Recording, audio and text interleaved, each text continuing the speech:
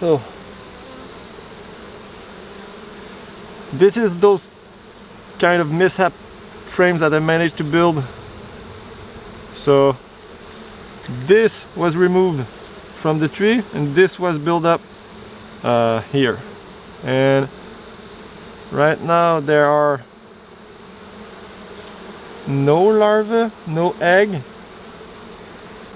I'm not sure the queen was there because, yeah, damn it. So I have a queen cell here that is capped.